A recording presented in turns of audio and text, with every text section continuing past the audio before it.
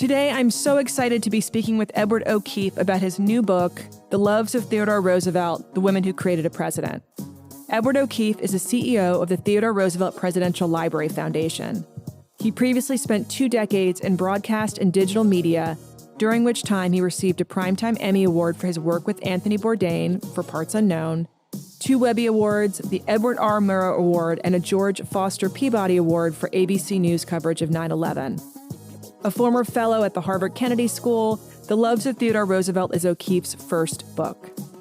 In today's episode, Ed and I talk about these extraordinary women who shaped Teddy Roosevelt and about Ed's work launching this amazing presidential library for Roosevelt in North Dakota, the first and only one of its kind. I learned so much from Ed about one of our country's most impactful and extraordinary presidents. I thoroughly enjoyed our conversation, and I know that you will too. And with that, here's Ed O'Keefe.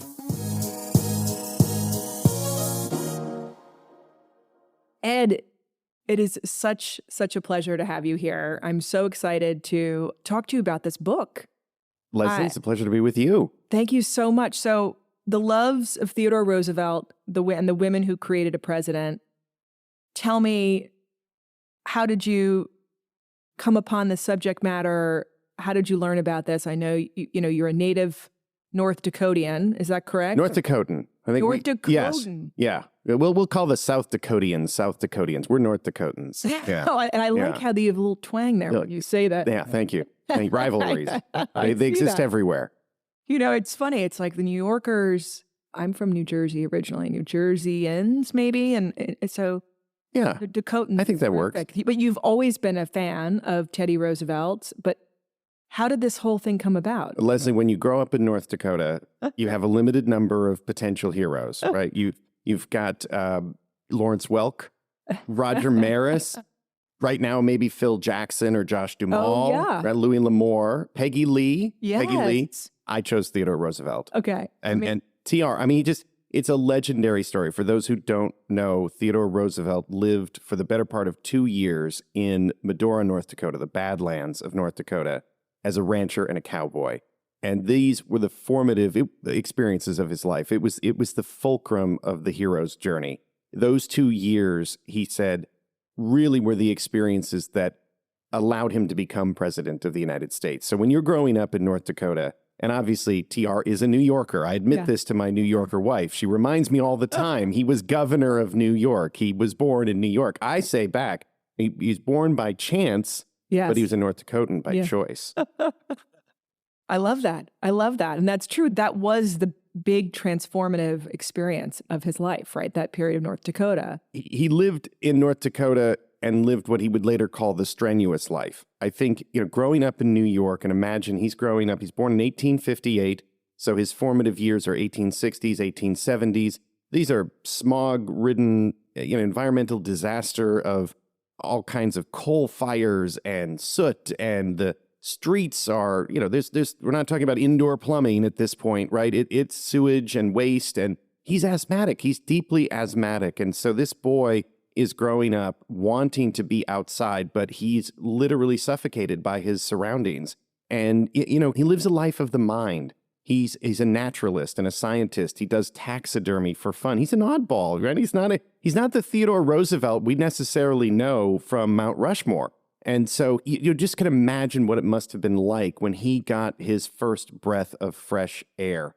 Going out to New Jersey during the summers, going out to eventually Oyster Bay as they got older, going up to the Maine woods while he was in college, and then having that formative experience in the Dakota Badlands. Nature was Theodore Roosevelt's tonic and healer. Nature, it was his classroom, and he really viewed nature as being the source of his resilience and where he would go to restore his health.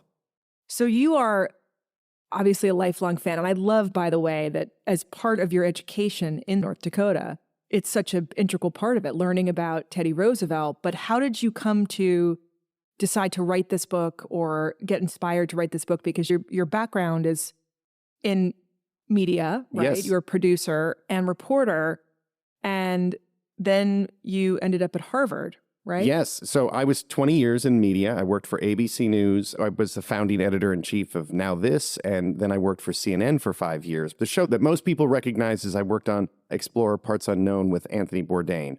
And after his very sad passing in 2018, I left CNN, and I was fortunate enough to become an entrepreneurship fellow at the Shorenstein Center at the Harvard Kennedy School. So that was technically a faculty position. Now, you don't need faculty access to the archives. Anybody can go to the archives and explore the history of Theodore Roosevelt or any other of the amazing figures for which they have all kinds of incredible collections.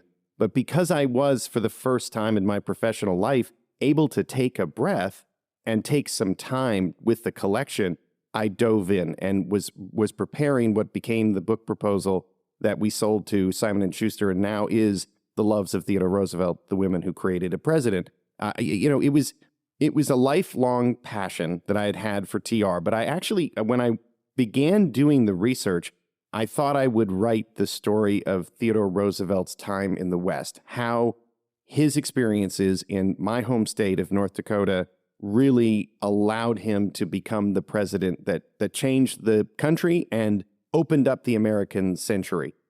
When I was doing my research, I kept encountering these incredible women. Bammy, his older sister, Connie, his younger sister, his mother, Mitty, who's been much maligned in history as having basically no consequence in Theodore Roosevelt's life. And then, of course, his two wives, Alice and Edith. And each one of them played this integral role in supporting and promoting Theodore in a way that I had never known. I mean, the story that I knew growing up is that Theodore Roosevelt was a self-made man. Quintessential American resilience story. It's a great story, but it's not the full story. It's not the full story. It's not exactly true.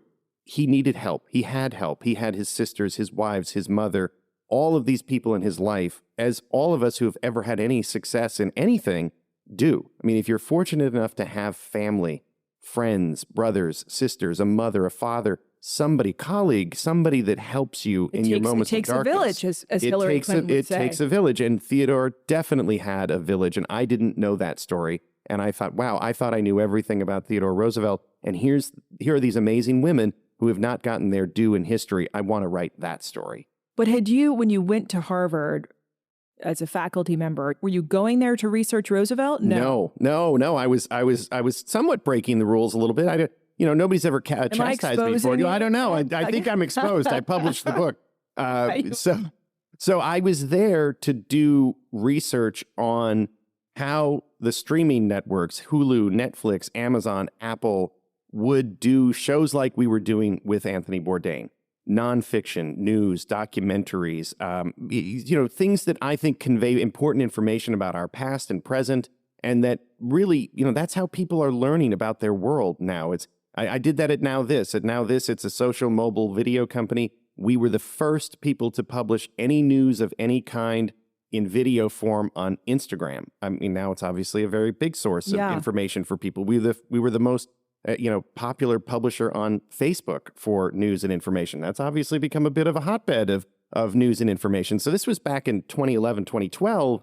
It was a new idea that we needed to go where the audience is and tell them news and information in the way that they wanted to hear it. How they're consuming it. That's right. And that's what I was at Harvard to study. And I'm still very deeply interested in that subject because I think it's critical to our democracy. But Did you apply sort of for a fellowship there, or were you That's right. Okay, yeah. That's right. You have to basically put yourself forward, and then they make a selection of a certain number of fellows at the Shorenstein Center every year. It's a wonderful program. I mean, a number of my colleagues have done the program, writers, journalists, producers. It's sometimes mid-career, sometimes post-career, sometimes, as they're coming up in their career. Yeah. It's a good opportunity to step back and think about something that is facing the industry that you don't have the time necessarily in your day job to really explore fully. Then I did produce the longest thing I've ever written outside of this book is about a 40,000 word paper on the future of news and streaming that I did publish in 2019 called Streaming War One. It's still available at Harvard and at the Shorenstein Center. Oh, that's amazing. So you're there, you're considering, you knew that there are these archives there. of Teddy Roosevelt's writings, right? You must have known this. You decide you're going to play hooky. You go down into whatever this, room is in the Harvard Library. You have to lock your phone away. You have to lock your... You can't take pictures. You can take your phone in, but you have to lock everything. You could get pens, but you can only have pencils. I'm supposed to be in the 21st century, right? I'm talking about Apple and Hulu and Netflix. Yeah. And yet secretly, I'm in the 18th and 19th century, maybe a little 20th century, looking at Theodore Roosevelt in these incredible archives. Now, do they make you wear certain gloves? I wish, but no. So do you go in and then you discover these letters? Is this right? I was reading about kind of... Yes. So a couple of amazing things happened during the research and writing of this book. I mean, first of all, I met Joanna Sturm, who is the granddaughter of Alice Roosevelt Longworth. So Alice Roosevelt Longworth is the first of the Roosevelt children born in 1884 and the last to die in 1980. She knew every single... Amazing. I mean, she's 96 years old. She knew every president from her father all the way to Gerald Ford, and she was known in Washington as Washington's other monument. She had a pillow in her living room that said, "If you have nothing nice to say, come and sit by me." I actually have a replica of that. I don't get it. Was this house anyway? It's hilarious. I love that. That's Alice, one of her. Alice she's quotes. Great. She's great. She's the one she becomes a global celebrity during the Roosevelt administration. She's 17 to 20 years old. She gets married in the White House. She has a pet snake whom she names Emily Spinach, after her aunt Emily, and Spinach because she doesn't like either. I mean, she's just a character. She's just wonderful. And her granddaughter, Joanna, is alive and well, vibrant and vivacious, and completely, incredibly intelligent. And she was raised essentially by her grandmother. And so there's this link to Alice and TR that, you can still call upon. And after her grandmother died, Joanna donated about 24 letters to Harvard that had never been known before in 1986. Now, they have been, written about in some other works, but they were not a part of some of the most famous biographies of Theodore Roosevelt. For instance, The Rise of Theodore Roosevelt by Edmund Morris, which was published in the late 1970s, won the Pulitzer Prize. Everyone loves that book. It's a great book. Doesn't have any of these letters between Alice and Theodore. David McCullough's famous book, Mornings on Horseback, also a wonderful book about the childhood of TR and delves a bit into Alice entering his life, also doesn't have access to these letters. So one, being able to look at the actual words between Alice, his first wife, and Theodore really opens up a new dimension in their relationship. And then while I was at Harvard, there were 11 new letters that had been locked in a safe since 1954. And Greg Wynn, who is now president of the Theodore Roosevelt Association, thank goodness, for whatever reason, he opened that safe. And these letters... So no one had access to those letters before? Presumably they have not. I mean, I've read everything I possibly could about Theodore, and no, there's nothing that makes reference to these letters.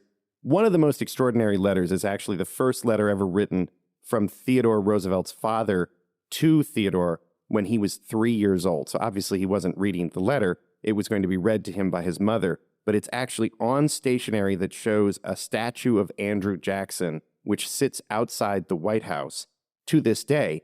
And TR's father, had been meeting with President Lincoln about matters relating to the Civil War. And he writes his son on December 31st, 1861, so this is right at the start of the Civil War, there is a statue outside the White House where the president works. He governs our whole country, and I have just met with him about these matters relative to the Civil War. There is an inscription on the statue. I want your mother to read it to you and learn it by heart, so when I come home, you can repeat it back to me.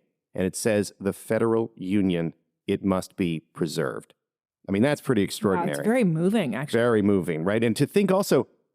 What did his father do? Well, his father, so he's married to a Southerner, Mittie, who has two brothers fighting for the Confederacy, and she has moved to New York with her mother and her sister. So the Roosevelt house is a house divided in a nation divided. Theodore Roosevelt and his sisters are watching, and his brother are watching their mother, who's a Southern sympathizer, and their father, who is a decided Union Northerner, civilly disagree on the most disagreeable thing you could possibly find. I mean, they've managed to still love one another despite this incredible political difference that could have obviously ripped them apart. Was this some sort of passive-aggressive letter from the Yes, father? it was. I'm glad you picked up on that, Leslie. That's the other thing I checked. I his went, wife saying, basically using the 3-year-old as proxy to deliver the message. Exactly. Preserving the Union. Which tells you something about their relationship. So Mitty has been written off as inconsequential, that she basically is this Victorian stereotype, the antebellum drawing room, taking to the fainting couch, really not having any consequence in Theodore's life. In The Loves of Theodore Roosevelt, I completely refute that and show with definitive evidence that she was the source of TR's personality. She's vivacious. She says to her husband, Thee, I am impetuous. You know what my temperament is. He says in a letter to Mitty, Thee says to Mitty, do not become a strong-minded woman. And I mean, she is a strong-minded. It's already there. Yeah. I mean, she's born that way. Her brother describes her as a bright-eyed, sharp-tongued lassie with a lively disposition. If that doesn't sound like Theodore Roosevelt, I don't know what does.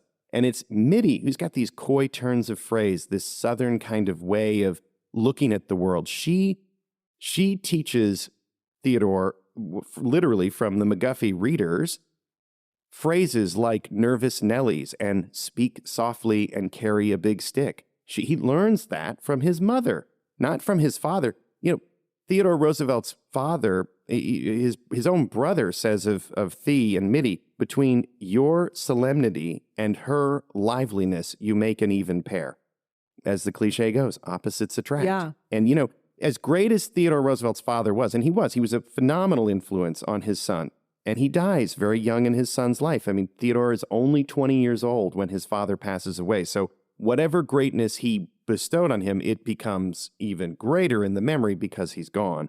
Mitty, after the death of TR's father, teaches him the most important lesson of his entire life. She says, we need to live for the living and not for the dead. As great as your father was, and as much as we miss him, you have one life, and if you don't grasp it and move on through the hardest things that happen to you in life, you're dishonoring his memory.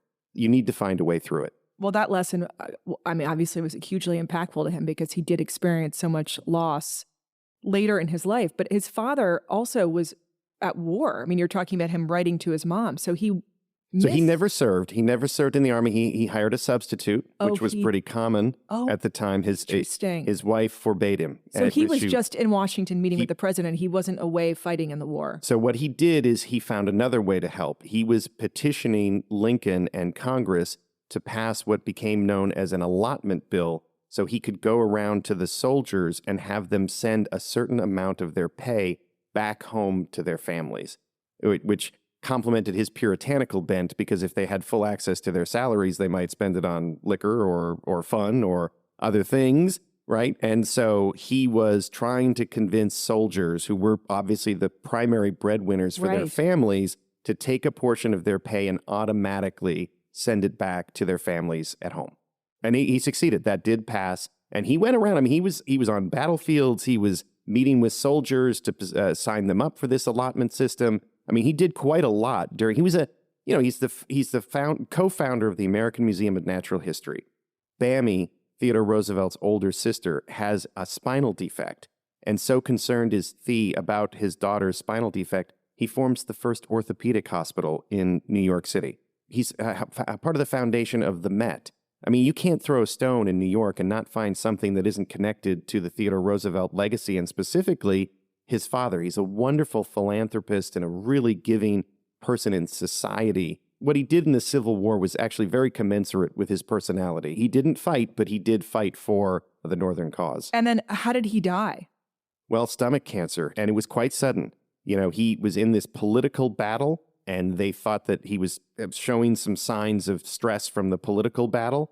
It turned out he had stomach cancer. Theodore came home from college to visit him at Christmas and thought that, well, he's probably not doing well, but he'll get better. and gets a note in February of 1878, gets a telegram, you need to get home immediately, gets on the train and does not make it in time. Theodore never forgives his brother Elliot, who will become the father of Eleanor Roosevelt, for basically not letting him know in time that he needed to come home and say goodbye to his beloved father. And he is devastated. I mean, he has lost his North Star. He says, the only person to whom I've ever been able to confess everything, my father, is gone. And then interestingly, he also has this twist. I mean, he's 20 years old. He says he starts to wonder who will replace his father in his life as the most important person. And he starts thinking about, who will my wife be? And he says, a rare and radiant maiden, I hope. Borrowing from The Raven by Edgar Allan Poe. Interesting that he would write about he's citing a poem about a deceased lover. Yeah. Upon the death of his father, in kind of wondering who's going to replace this center focus, of my life. That romance, almost like. And everyone thinks it's going to be Edith. Everyone thinks Edith, who has grown up with Theodore his entire life. They've known each other since she was 3 years old. Now, the Corrots are very much different than the Roosevelts. As the Corrots' fortunes have declined, the Roosevelts have increased. And Edith has been a part of their family from the very beginning, but always kind of watching from the outside. Her father was an alcoholic. His father died, and he had to take over the business long before he was ready. He was no good at it. And Edith is watching all of this. She would say when the Roosevelt children were coming over, I want to hide my toys because they're in such shabby condition. So she's always kind of on the outside looking in, but everyone expects that they'll be together. And so this 1878 is a very consequential year. Theodore's father dies in February, and then in August, Edith turns of age to potentially marry. And now, what is that, 18? 17. She's Okay. 17, so she's come out in society. She's eligible for proposal. And what happens is that she celebrates her birthday on August 6th. Theodore and Edith are together. They go rowing together in Oyster Bay. They pick water lilies. They have a picnic. There's these wonderful idyllic scenes described in his diary. And then August 22nd, 1878, something mysterious happens. They go up to the oddly named Tranquility, because it was anything but tranquil when the Roosevelts were around. And they never describe what happens, but they have a uproarious, vicious fight, and they split. They do not get engaged. Now, they'll never say what happened. They take the secret to their grave. Theodore later writes that they had tempers, and I suppose have tempers not being the best. And Edith, many years after TR died, will claim that Theodore proposed and she rejected him, which was actually pretty common in Victorian era. A woman would demur the first time a man proposed, and then naturally you'd propose again. So that doesn't really explain it. But, this is a work of nonfiction. If it gets adapted into a work of fiction, somebody's going to have a field day with August 22nd, 1878. With Tranquility that wasn't. Tranquility. They split, and then all of a sudden, 2 months later, he meets Alice Hathaway Lee, this gorgeous, incredibly intelligent Boston Brahmin, the most eligible bachelorette in all of Boston. And how did he meet Alice? So a friend of his was at Harvard, brought him out to Chestnut Hill, which was 6 miles away from the campus at Cambridge. And these are the Cabot Lees. So the old Boston toast, and here is good old Boston, home of the bean and the cod, where the Lowells talk only to the Cabots and the Cabots talk only to God. So she's one of the Cabot Lees. When I say the most eligible bachelorette in Boston, I mean she was sought after, and this family was not going to just give her to Theodore Roosevelt. I mean, he's kind of a odd naturalist, interested in science. He's, what is he going to do with his life? His father has died. He's wealthy, but, Knickerbockers and Brahmins, I mean, to this day, Boston, New York, there's a rivalry, right? But I love this. I'll tell you briefly, Leslie, because I would imagine some of your audience are New Yorkers. So, Knickerbocker is a term that originates with Washington Irving's satirical A History of New York in about the 1820s. The Knickerbockers versus the new money that comes in the industrial age. That's the whole story, is the Knickerbockers versus the newcomers. Boston Brahmins, Brahmin is actually from the Sanskrit to the highest Hindu caste of priest. And so it's literally, you can't break into the highest caste of society versus the people that find their origin in the founding of New York, right? So Theodore Roosevelt wasn't just going to make his way in because because you couldn't. No. It didn't have that sort of up.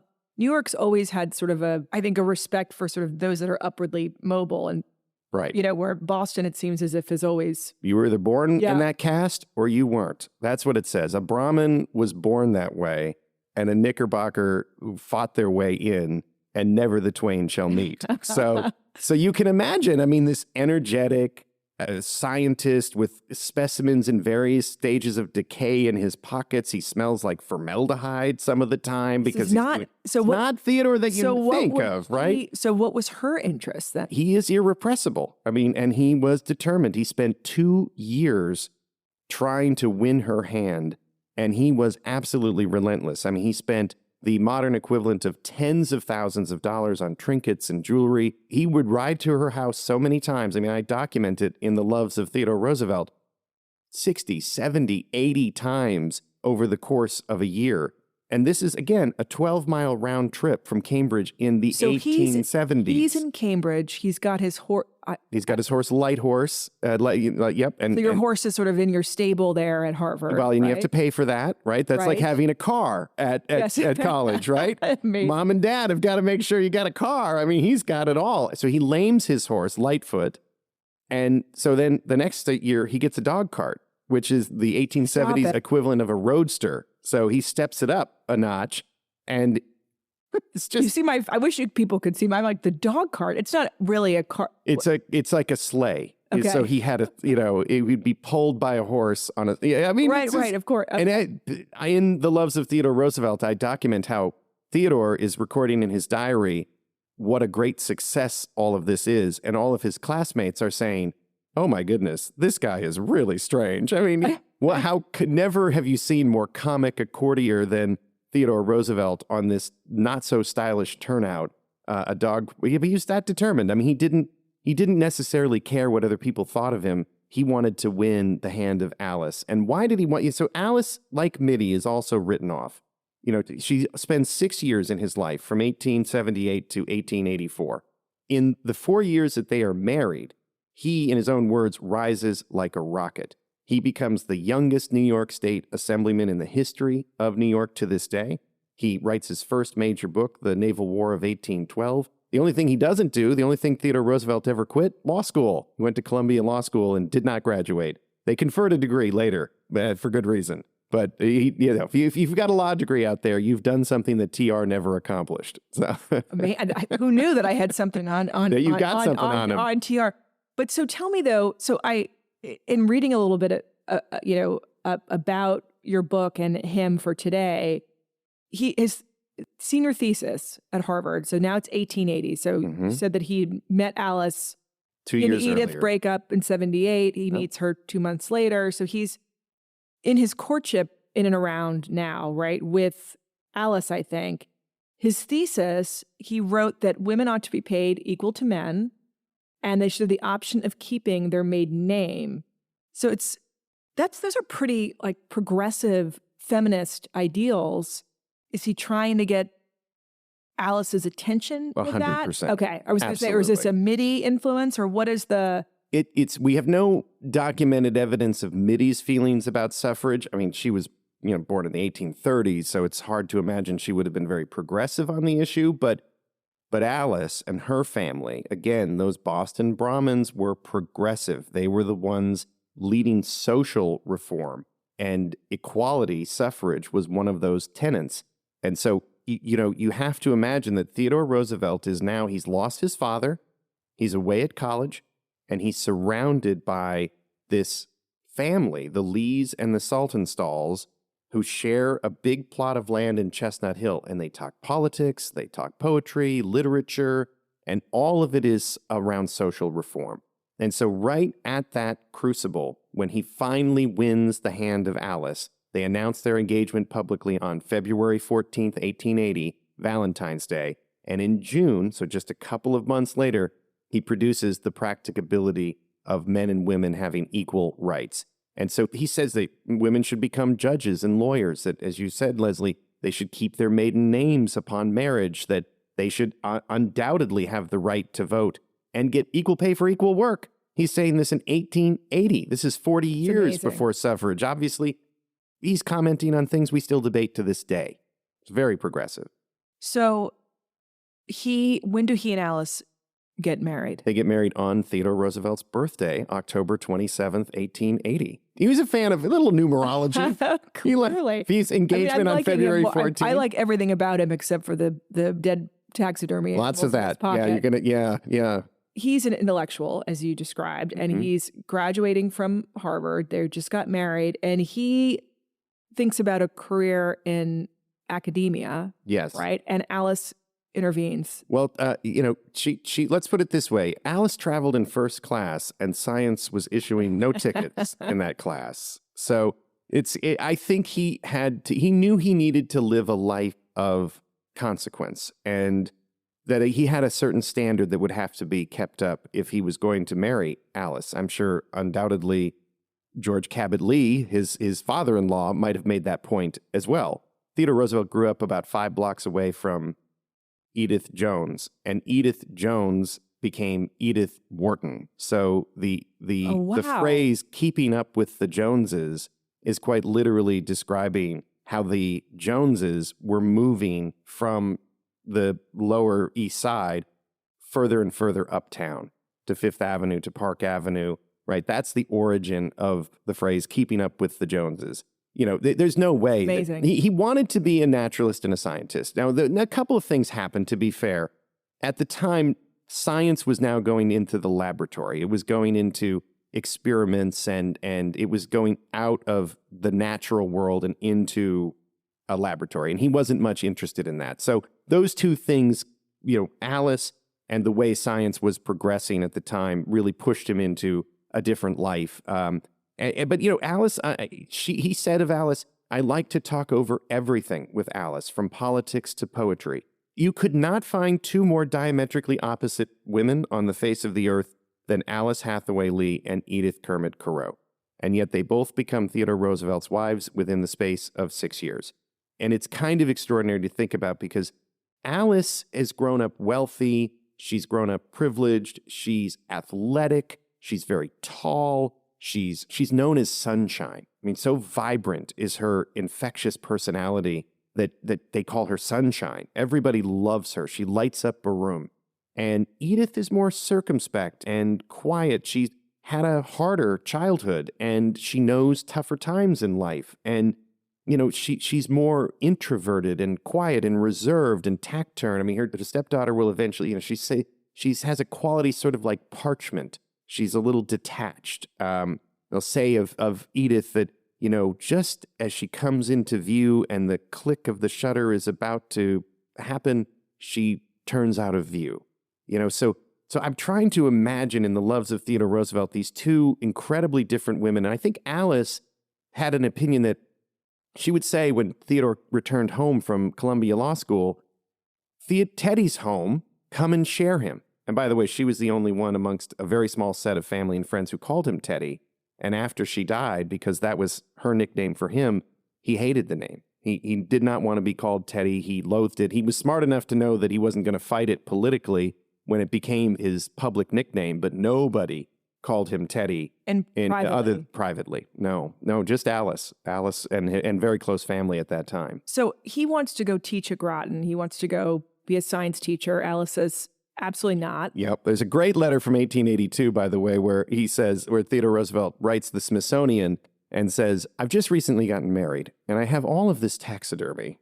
By chance, would you want it?" And I'm just imagining, like a lot of couples who get married. You get rid of like the bad sofa and those prints that you just. Could we get rid of the hundreds and hundreds of mice? Yes. That is. Yes.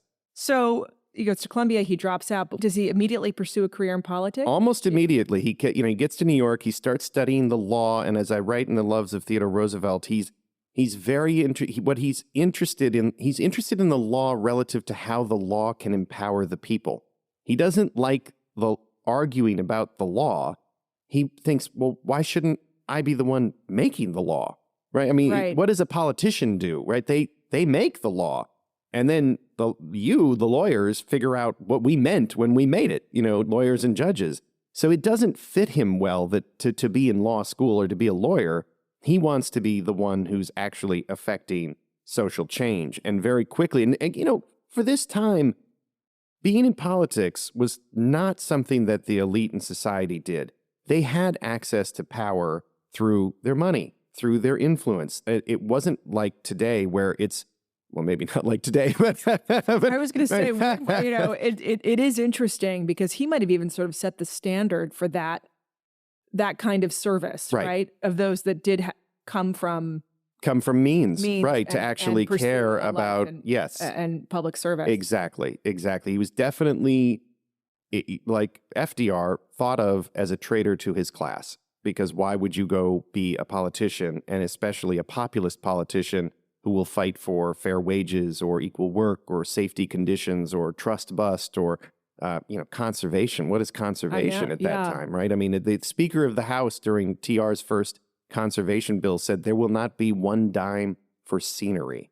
There wasn't an opposing view of conservation. There was no view on it. So he was very far ahead of his time, and a lot of this really has its origins in the women in his life. I mean, Alice, Edith, Mitty, and we'll talk about Bammy and Connie, who are there throughout the entirety of his life, really always helping shape and shift what he'll become.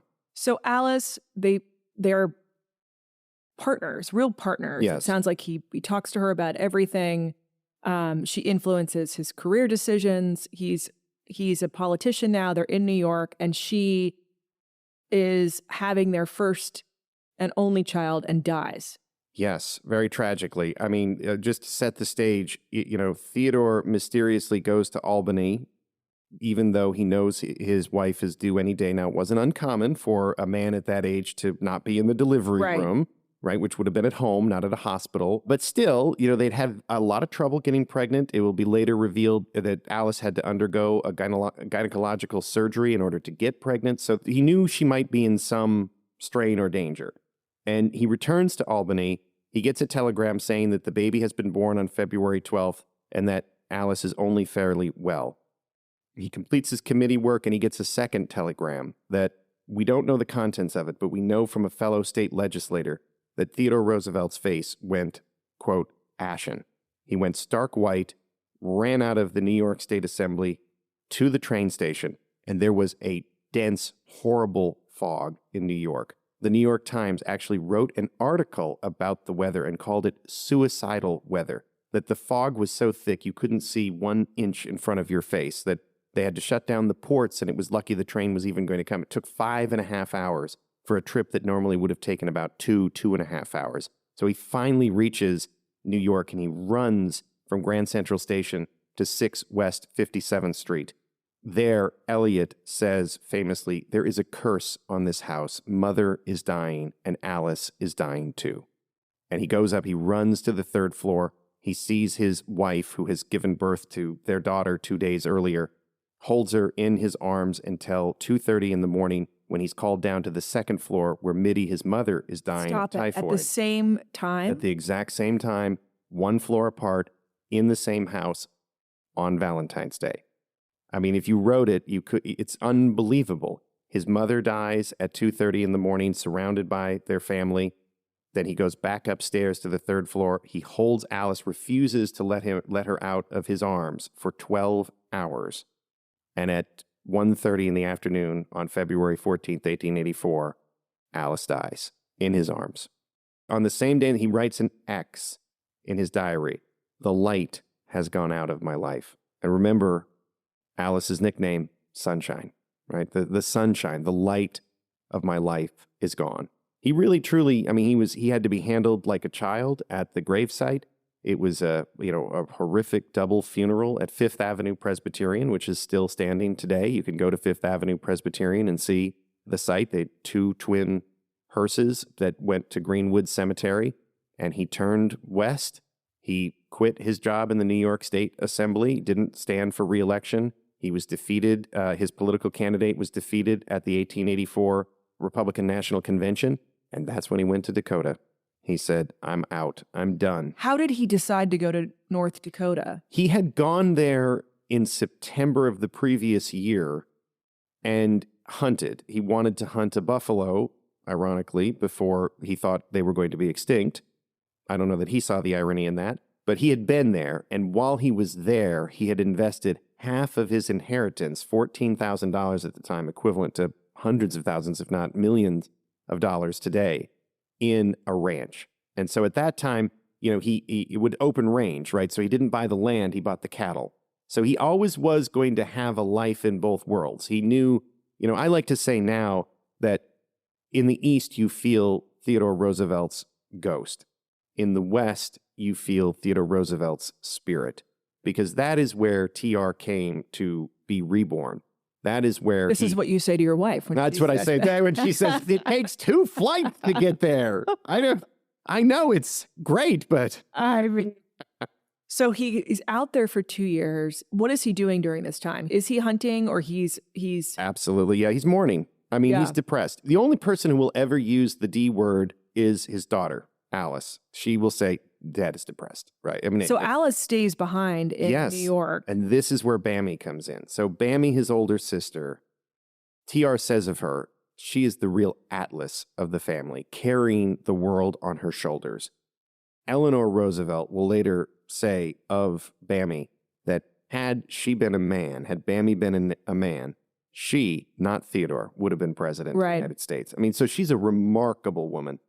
She takes care of Alice, the baby. They named the baby Alice. So Alice had died, and now you have baby Alice. Bammy takes care of baby Alice for 3 years while he is out in the Badlands. And she sells the house at 6 West 57th Street. She takes charge of the construction of what will become Sagamore Hill, Theodore Roosevelt's home. And she's caring for the baby for the larger part of 3 years. I mean, she's remarkable. And what compels him to come back? Love. Okay, so tell us about this is when Edith, but how does Edith get back into his life if he's out there? So there's a great kind of mystery, a historical mystery. He comes back and he's at Bammy's home for tea, and he's told Bammy, under no circumstances do I want to see Edith. The only person I don't want to see when I'm back here is Edith. Because I think he knows if he sees her, he will dishonor the memory of Alice in his mind and fall back in love with her. And indeed, we don't know who set it up, but what was Edith doing? I mean, Edith was preparing for life as a spinster. On her marriage certificate, she writes, occupation, spinster.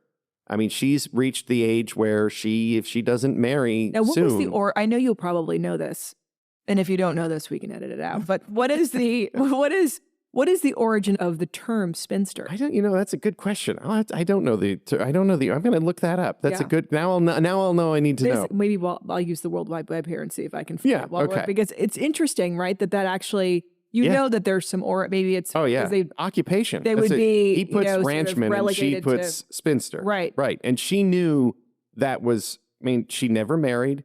She never had a serious boyfriend. It was her father had died during that period, and she was left with debt. Eventually, Edith's mother and her sister, they'll all move to Europe because they can't afford to live in New York. So imagine this.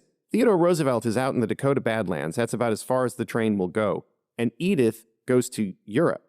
In the meantime, they've become secretly engaged. As soon as they see each other again, they fall immediately back in love. And the other thing is, I think at that point, Theodore had suffered loss. Again, I mentioned Edith had a hard life. She had a harder childhood than Theodore, certainly. And I think at this point, they're more mature. The rough edges of their personalities from their youth had been ebbed away a bit. And I think, they could now live a life together of more maturity and they knew what they had lost. I mean, and here they are back together again. Plus, she's had some years so I've looked up spinster. Okay, great. We have to do a sort of a deeper dive, but it refers to an unmarried woman, which we know, but the term originally denoted a woman whose occupation was to spin. So maybe it does have to do with, I'm thinking of the loom. Oh, sure. Right. Yes. that Well, they you've given me an assignment. Now I know, need to right? go This is something, more research. we've got to, exactly, more research. So they are kind of brought back together, right? Two people who've experienced loss. Exactly. They had this earlier connection. And then what was Edith's influence? Well, it's just like, how much time do we have? I mean, this is what's extraordinary about all of this is that Edith comes back into TR's life. He will not hold elected office for 15 years after the death of Alice, which I remark on in The Loves of Theodore Roosevelt, because he only lives to 60. Right? That's a quarter of his entire life. So what was he doing during that time? He was appointed to positions. He was civil service commissioner. That's when he was on the. That's when he was on the New York police commissioners. That's when he was assistant secretary of the Navy. Political oriented positions, but not. He didn't stand. He ran for mayor and lost of New York, and he did that right before he got married to Edith.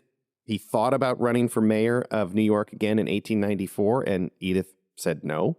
I don't think that's a good idea. He was furious because he probably would have won. Imagine that. Had Theodore Roosevelt run for mayor in 1894 and won, he probably never becomes president of the United States. I mean, no New York City mayor has ever become president of the United States. It's a horrible position from which to run because, of course, you have to be an incredible executive of a major city, but eventually it's hard to get a constituency outside of the city. And, and that was Edith made the right call. Then. So what? Absolutely. So what was the first elected office that he pursued after? Governor of New York. Okay. Isn't that incredible? I mean, 1898. So he goes to Cuba in the Spanish-American War. He becomes a hero in no small part due to the fact that Bammy, when he was police commissioner, had introduced him to journalists, including Richard Harding Davis, who began writing these incredible, glowing stories about Theodore Roosevelt as the police commissioner, stalking the night streets and making sure that everyone was on the up and up. So he courted the press. Bammy knew. Bammy was sort of building his persona. That's right. And Connie. Connie, his younger sister, really was his first press secretary before there was such a role. Were there three of them? But yeah, so he had Bammy, his older sister, and Connie, his younger sister, and the two of them were so integral to his political career. I mean, for instance, when he was governor of New York, Connie would sit in the room when he would meet with the bosses, the political powers that be in New York, and say, well, you don't mind if my sister stays. I mean, she's going to be of no consequence, right? I mean, they took advantage of the misogyny of the era, and she would sit in the room often sewing or just doing something. Maybe spinning. Yeah, maybe spinning. Maybe she was spinning. And afterward, she would heard everything. So they could talk about. I see. So then she'd go back with him and say, did you pick up on that? Political you should do advice. Right. Right, what he should think, what he should do. After his governorship, he said to Connie, haven't we had fun being governor of New York? I mean, think about that, right? That's how integral Connie was to his governorship. And Bammy is the one at every major turn, he looks to be out of the kaleidoscope, that he's not going to have the right position. And she's the one who introduces him to the McKinley camp and says, you should really get a position as Assistant Secretary of the Navy. That's the position from which he resigns and goes to Cuba, becomes a hero, and then, based on his popularity, gets elected governor. And he's such a pain to the political system as governor of New York that they say, we got to get this guy out of here. We got to bump him upstairs to the vice presidency. We want him out of New York. That's how he becomes vice president. He's just a total pain and everyone's behind in New York. He's such a reformer. So was Bammy, how did she know to introduce him to the McKinley camp? I mean, she was sort of obviously very political and an operator in her own right. I mean, there should be a book written about Bammy. I mean, she is, I say Bammy is what Robert F. Kennedy was to John F. Kennedy, right? Well, maybe what Valerie Biden is to the current president, Joe Biden, right? This sister, this sibling, this trusted advisor who's inside, who knows who to talk to when, who not to talk to, how to make the connection to the right person. She'll move down to Washington before Theodore, and it's her home becomes known in the press as the Little White House. Yeah, he'll take walks for afternoon tea and sit with Bammy. For the first 10 days of the Roosevelt administration, his cabinet meetings were held in her home. I mean, It's amazing. an extraordinary degree of influence for somebody basically I haven't heard much about in history. Well, I was going to say, that's what's so interesting to me and so exciting about your amazing book is that you're exploring this side of Roosevelt that very few people know anything about. And it's coming out of these original sources, right? These letters that you These letters, and I think it's been hiding in plain sight, too. I mean, there's been one major biography written about Edith. So let's talk about Edith for a moment, right? Edith, you asked, what influence did she have? Well, when she becomes First Lady, there's no real precedent for the First Lady having anything but other than ceremonial duties. She changes all that. She hires the first social secretary in the history of the role, which is very common. Every single successor will hire that role to this day. So she renovates the entire White House. And, so with Jackie Kennedy, is sort of her background kind of brings that level of refinement to the White House for the first time. Yes, and practicality. She's very practical. So she says, wait a second, this is supposed to be the executive residence this is the executive branch of government. So it needs to be both magisterial and powerful. Also, is the home of the president. Right. We've got 6 children. So I want to separate. She says, you know what? Let's do the work over here in the West Wing, and let's call this the East Wing. And let's have 2 different components and purposes for the East Wing and the West Wing. Right? They changed the name of the executive mansion to the White House. Right? They literally changed the stationery because that's not very populist. That's not very with the people. Let's call it what it is. It's the White House. She invents the colonial gardens, which become the Rose Garden. She, is the forerunner for, all of it, all of the changes. She basically fit, the executive function of the White House and the residence of the White House. And then she does something extraordinarily clever. She puts her husband's private office on the 2nd floor and puts her office right next door. So she is in the room of power because she designed it that way. And Edith advises, she reads 4 to 5 newspapers a day. She takes walks with Theodore every morning. They go out on horseback in the evening. They talk about all the major issues of the day. Everyone says, Theodore Roosevelt says, whenever I go against Edith's judgment, I regret it. And a lot of men and women can relate to that. I was going to say, my wheels are turning. I can't wait to take some of these TR quotes back to my house. Well, and Franklin Roosevelt, as Teddy would say, whenever you go against your wife's judgment, you regret it. But Franklin and Eleanor also had, and John and Abigail Adams had that kind of partnership. There are those examples. I think some of our most successful presidents have had incredibly formidable, intellectual, and powerful spouses who have not been afraid to exercise that influence, whether they got recognition for it or not. So FDR says of Edith, she managed TR very cleverly without his being conscious of it. No slight achievement, as anyone will concede. So he saw it too. So how did he die, Teddy Roosevelt? He actually died of a pulmonary embolism at age 60. January 6, 1919, and he was the leading presidential contender for the nomination in 1920. So it'd be the equivalent of, the leading contender for 2024 suddenly dropping dead. It shocked the nation, and there was a rush to memorialize TR because he wasn't an assassinated or fallen president in that way, but again, everybody expected that he would return to power the next year. And remind me, it was during his presidency, obviously, when he established the national park, right? He was It actually had been established prior to TR, but he doubled the national parks in size. Oh, I see. Yes. Okay, so who was the first president then to? It actually dates all the way back to Grant with the founding of Yellowstone. Oh, right. Okay, then I must be getting the two. It's very well. What TR did is he has 234 million acres of preserved and conserved land, 151 national forests, the first bird preserves, 5 additional national parks, 4 game preserves. His record of conservation has never been equaled. No president has conserved or preserved that much land again, ever. Yellowstone was set aside, and then actually Wilson establishes the National Park Service. So while he didn't do that, he is the environmental conservation president, no question. So here you are, you've written this incredible book, or maybe you had sent the proposal to Simon & Schuster. How did this project then lead to you becoming the CEO of the Teddy Roosevelt Presidential Foundation. Yeah, what came first, the book or the library? The book. Right. The book came first. I'm at Harvard and I meet a fellow North Dakotan who is on a Truman Scholarship at the Kennedy School, Robbie Loff. Robbie is now working at the TR Library as our Director of Partnerships and Programs, but then he was in school at Harvard. We meet and he says, wait a second. You're from North Dakota. You're writing a book about TR. And you're thinking about what to do next in your career. Have you heard about this little project, the TR Library? And I'd heard about it. I knew that there was an effort back in my home state to potentially build the TR Library. But I thought, this would be, maybe I could join the board. Maybe I'll do something to help the effort.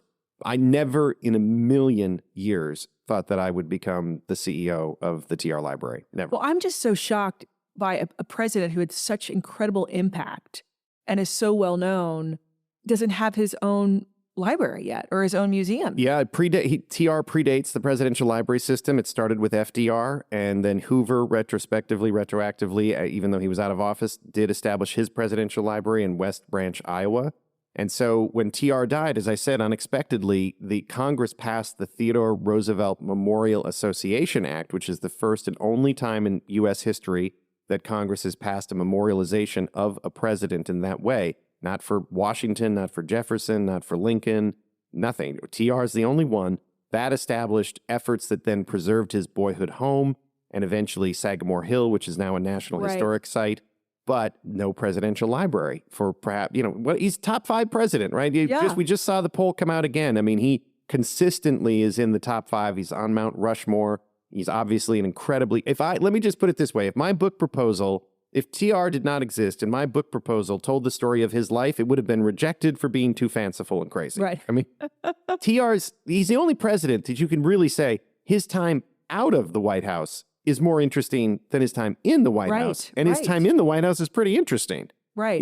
He's first food and drug laws, the conservation record that we talked about, a work week that actually invents the weekend. I mean, he's just like everything you can point to. First American to win the Nobel Peace Prize, the Panama Canal, without which we don't win World War II. He kicked open the door to the American century. And what I love exploring in The Loves of Theodore Roosevelt is that it was the women around him that it gave him the power and influence to do it, that were there to support him. With the TR Library, so we're under construction now in Medora, North Dakota. We have raised, at present, $234 million.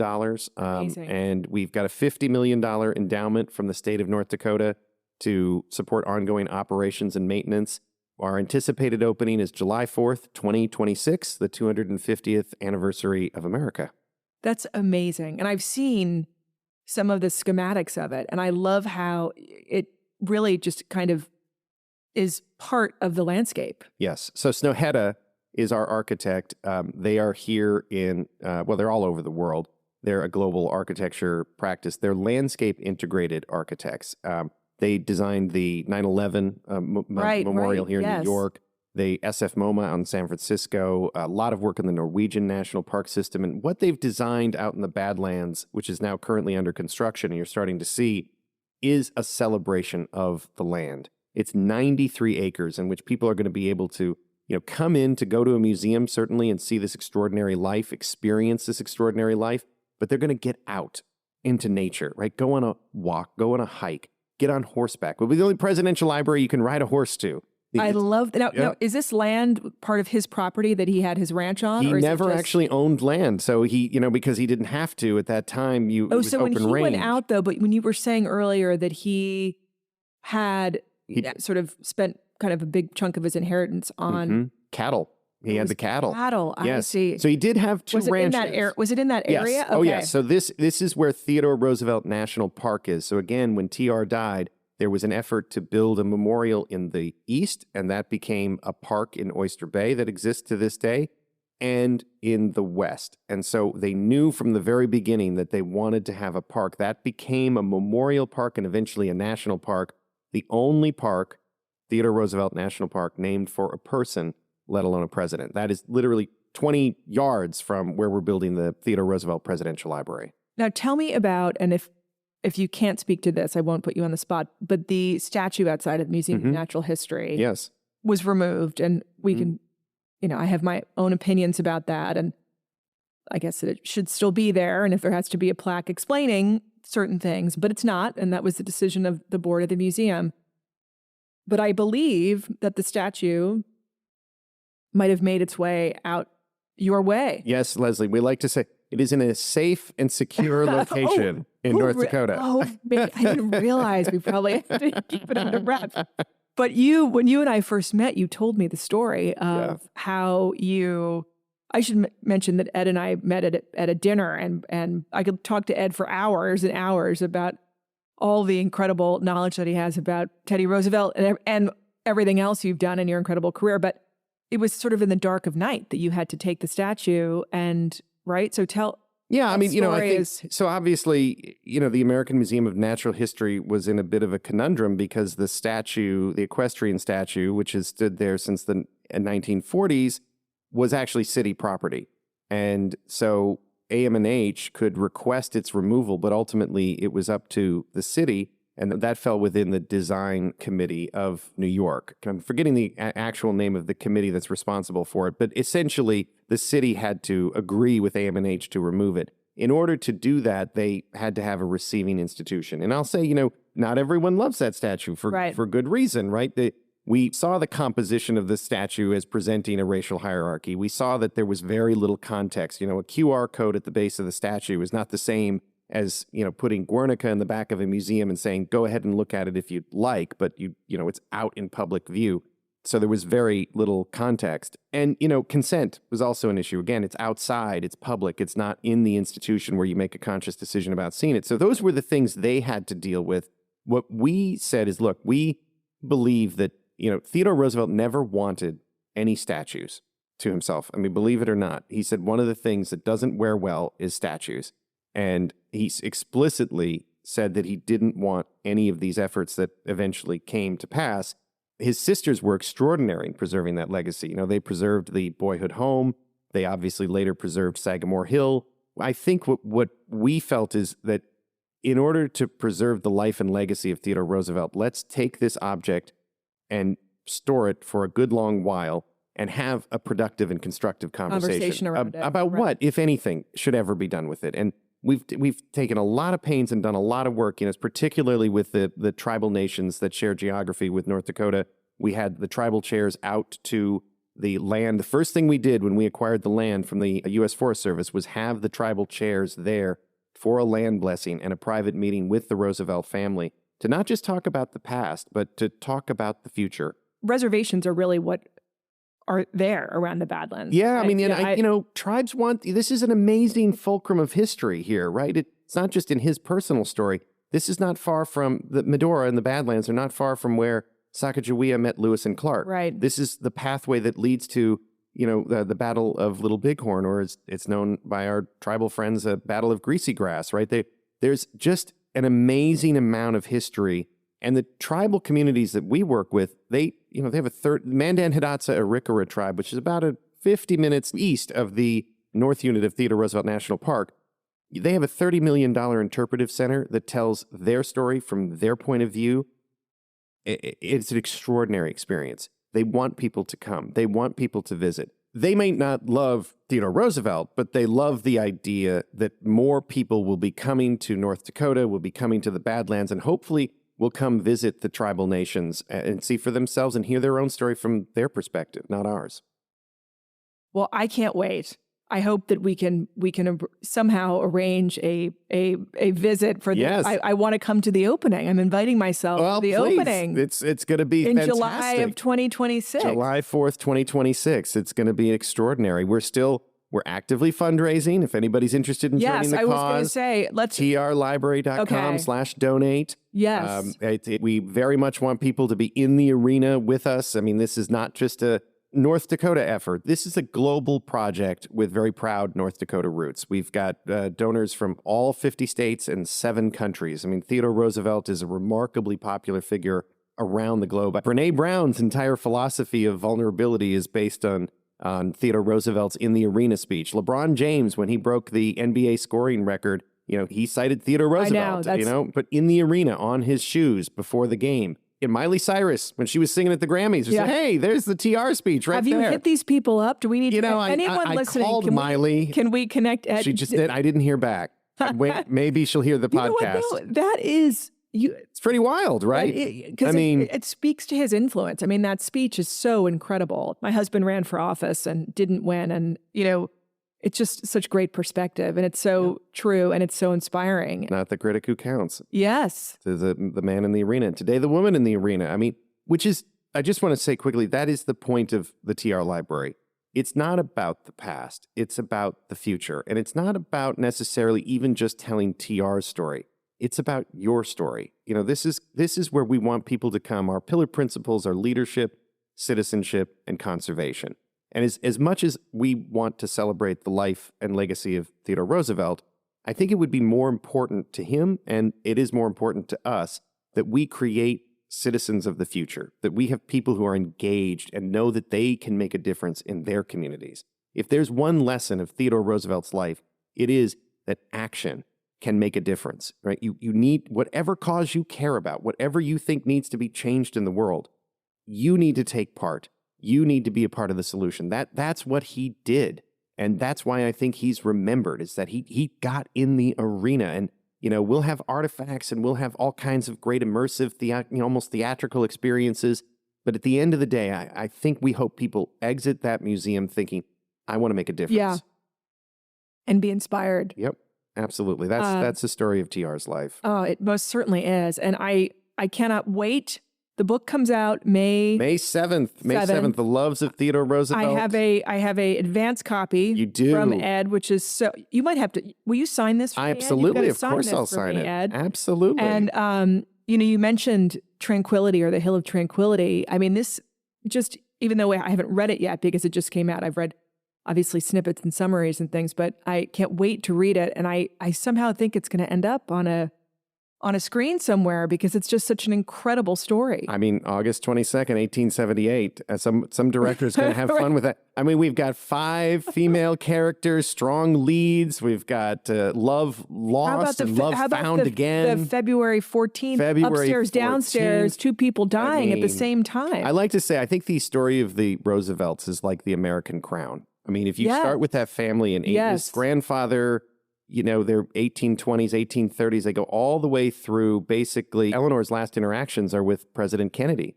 So that span from 1820 to 1960, that's just an incredible part of American history. And you could have a lot of fun with, I mean, forget about the Windsor Mountbattens. I mean, they've got...